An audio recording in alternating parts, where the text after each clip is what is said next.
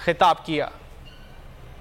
डकैती बदमाशी की इजाजत हो, जिस मुल्क में इंसाफ बिकता हो, जिस मुल्क में इंसाफ की नीलामी लगती हो, पिंडी तैयार है। जिस मुल्क में काजी, चोर और चौकीदार इकट्ठे हो जाएं, जिस मुल्क में आले शरीफ को डकैती, चोरी, बदमाशी की इजाजत हो, इमरान खान उस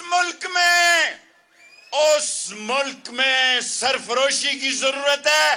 पिंडी तैयार है,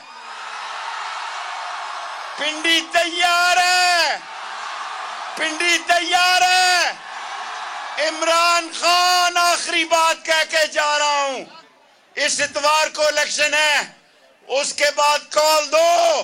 कौम कॉल का इंतजार कर रही है।